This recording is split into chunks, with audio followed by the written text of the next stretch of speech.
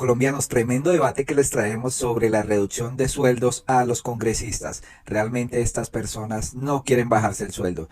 Y de las congresistas polémicas que generaron pues esta discusión fue Isabel Zuleta y Karina Espinosa. Pues ellas cuestionan la reducción del millonario salario.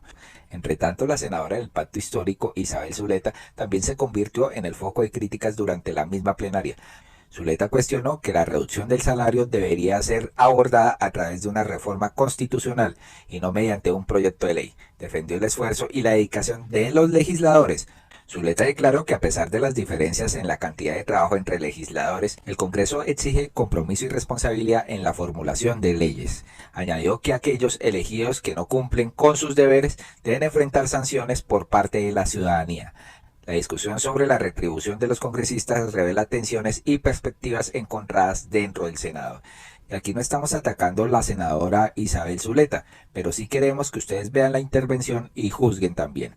Por otro lado, varias críticas se suscitó a la senadora del Pacto Histórico Isabel Cristina Zuleta, luego que en el debate del proyecto de ley del senador J.P. Hernández, que buscaba eliminar de forma inmediata la prima especial de servicios de los congresistas cercana a 15 millones, comparó el salario de los parlamentarios con los de futbolistas, pero también por haber admitido en Blue Radio que hace aportes de su salario a diferentes candidatos para las próximas elecciones regionales, presuntamente, ¿no? Porque luego lo negó. Pues vamos a ver la intervención de Isabel Zuleta en la plenaria del Senado en este proyecto de ley.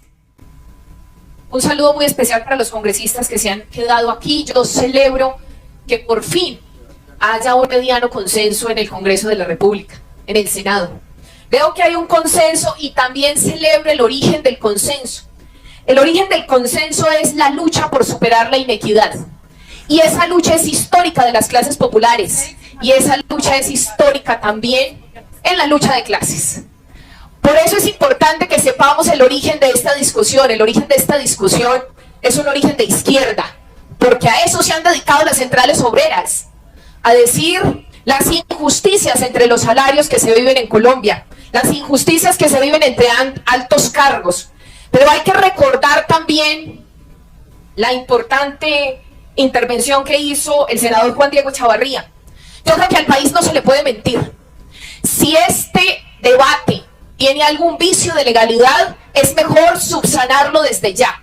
Porque también se genera una expectativa que nosotros tenemos la responsabilidad como congresistas de corregir y de corregir a tiempo.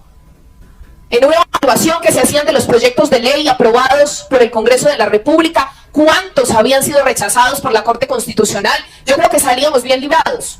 Por lo tanto, si hay alguna preocupación en ese sentido para los senadores ponentes, es menester que se corrija a tiempo.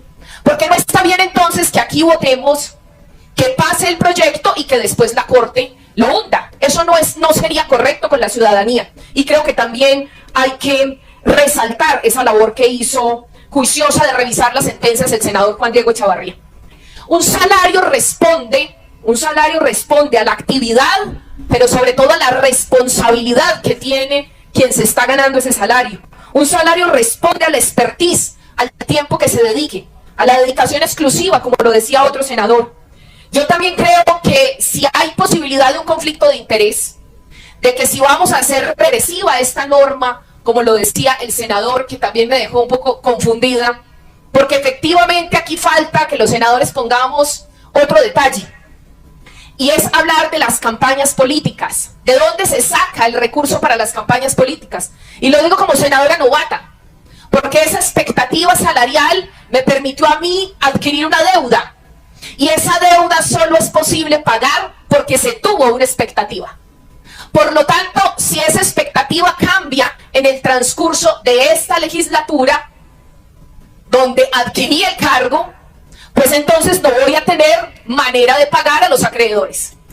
Nos preguntamos, querida senadora, ¿qué pasa si usted no hubiera salido elegida? Adquirió la deuda, hubiera tenido que pagar o pagar, ¿no? Aquí se está justificando que no puede bajarse su sueldo porque tiene una deuda grande con su candidatura y con su campaña, ¿no? Increíble cómo evaden esta bajada de salarios. Y por lo tanto, eso es una discusión en relación a esa expectativa salarial, que uno adquiere unas deudas para precisamente a hacer campaña. Y es que en otros cargos con otras responsabilidades no salen a hacer campaña como nosotros por todo el país. Nosotros sí tenemos que hacer campaña y no he visto una cosa más costosa como hacer campaña, y es la primera vez que me enfrento a eso. Pero es una cosa costosísima. Los que hemos sido líderes sociales y populares, lo tengo que decir con toda claridad, hemos hecho un montón de cosas, movilizaciones, sin un peso. Así que la reducción del salario pues no nos va a afectar, porque vamos a seguir luchando con menos, con más. Pero efectivamente adquirimos unas deudas. Hoy estamos también promoviendo nuestras campañas en los territorios y necesitamos unos recursos. ¿Cómo hacemos la proyección de esos recursos?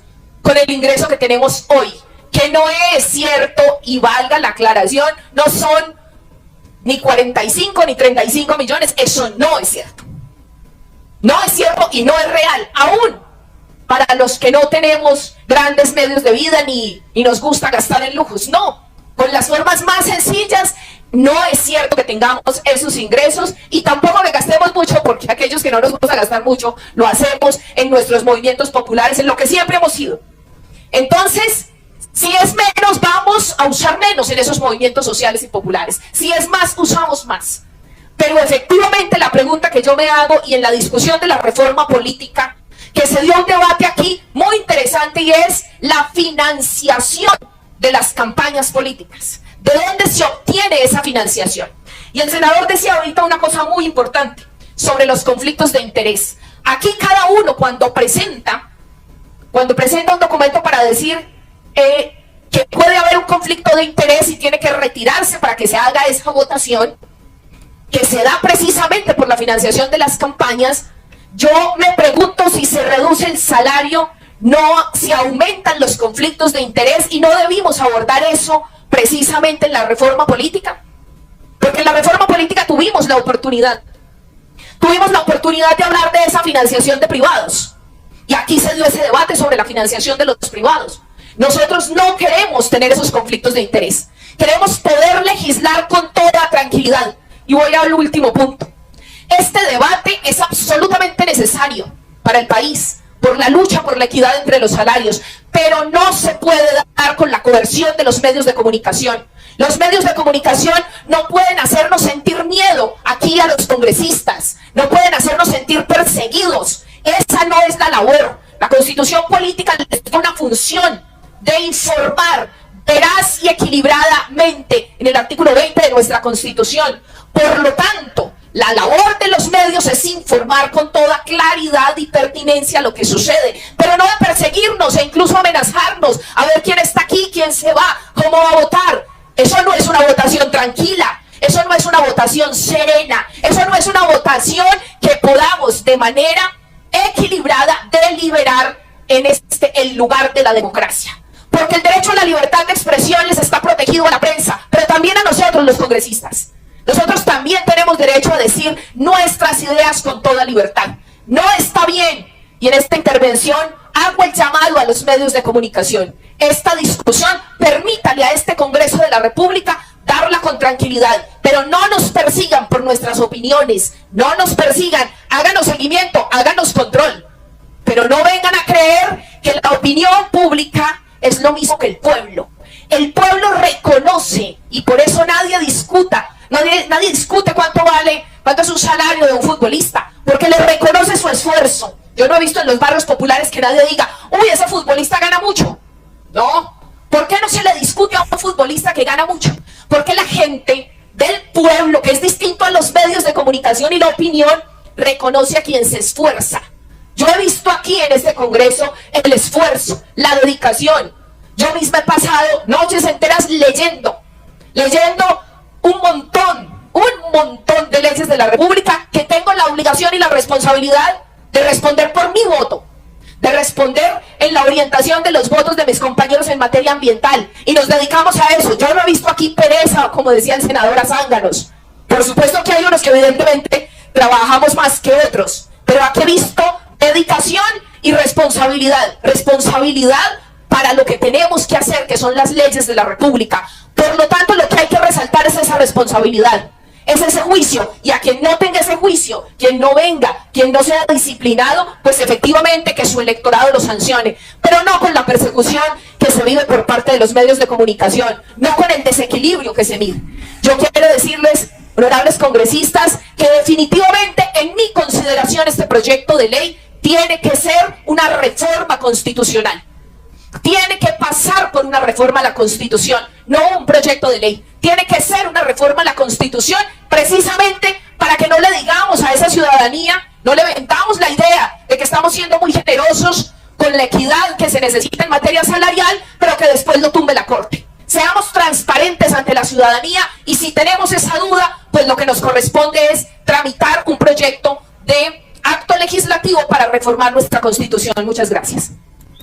Complicado este tema, señores. Aquí Isabel que compara el sueldo de unos futbolistas que pagan privados con el sueldo de los congresistas que es pagado por todos los colombianos, ¿no? Ya dice que adquirió compromisos económicos para hacer campaña. Pero una de las cosas que también generó polémica es que textualmente ella dijo en la W Radio que presuntamente aportaba dineros para campañas de regiones, ¿no? Aquí dice: yo estoy apoyando a los candidatos con mi salario. Creo que ese es mi deber, mi responsabilidad a través de donaciones que están permitidas por la ley. Estamos ayudando en toda la poca experiencia que llevo en este poco tiempo de ejercicio, apoyando a esas candidaturas de campesinos. Tenemos un candidato camionero, tenemos un candidato del pueblo, tenemos varios candidatos de varios departamentos que necesitan todo el respaldo, no solamente a través de donaciones concretas en publicidad, sino que voy a hacer presencia con ellos en los territorios para poder acompañar sus candidaturas, y para eso necesito recursos. Esto es lo que afirmó Zuleta en la entrevista de la W, cosa que después le causó problemas porque la Procuraduría General de la Nación abrió indagación contra la senadora Isabel Zuleta tras las declaraciones dadas en Blue Radio, en las que la congresista aseguró que parte de su salario que percibe actualmente lo ha entregado a algunos candidatos a elecciones regionales del 29 de octubre. Pues después ella salió diciendo que no, que niega haber hecho donaciones a campañas tras indagación de la Procuraduría. Y es que la senadora Isabel Zuleta se pronunció este sábado en sus redes sociales luego de que la Procuradora General de la Nación anunciara la apertura de la indagación. En un mensaje en Twitter, Zuleta negó haber entregado donaciones y aseguró que lo que iba a hacer era a partir de una excepción de una ley que, según dijo ella, le permite hacerlo. Ella escribió textualmente: señores de la Procuraduría General de la Nación, no he entregado ninguna donación, anuncié que lo haría a través de mi partido, basada en esta norma, porque en nuestra interpretación estoy en la excepción contemplada en la Constitución y en la Ley 1471 del 2011. Si no es así, espero su concepto y no lo haré. Esto fue lo que dijo ella. Sin embargo, cabe recordar que según el artículo 110 de la Constitución se prohíbe a quienes desempeñan funciones públicas hacer contribución alguna a los partidos, movimientos o candidatos o inducir a otros a que lo hagan, salvo las excepciones que establece la ley. El incumplimiento de cualquiera de estas prohibiciones será causal de remoción del cargo o pérdida de la investidura. Pero en el artículo 27 de la Ley 1475 dice: Ley de partidos y movimientos políticos. Exceptúa de esta prohibición a los miembros de corporaciones públicas de elección popular, quienes podrán realizar, aportar a organizaciones políticas a las que permanezcan con destino a la financiación de su funcionamiento y las campañas electorales en las que participen, de acuerdo con los límites de financiación privada en la ley. Lo curioso con esta afirmación que hizo Isabel Cristina es que una de las candidatas que tiene la senadora Zuleta es su propia madre, Ana María López Calle, quien está aspirando al Consejo de Ituango, Antioquia, por el pacto histórico. Luego de esto, la emisora Blue Radio se intentó comunicar con la senadora Zuleta en varias ocasiones para conocer la explicación sobre la candidatura de su querida madre, pero no fue posible contactarla. Entonces, colombianos, ¿ustedes qué piensan de esto, señores? Por un lado, pues no se quieren bajar los sueldos alegando que se endeudaron mucho, otros que tienen pues en las regiones muchos gastos y cómo es posible que les bajen. Complicado el tema y muy espinoso. Muy amables por escucharnos y nos vemos en un próximo video.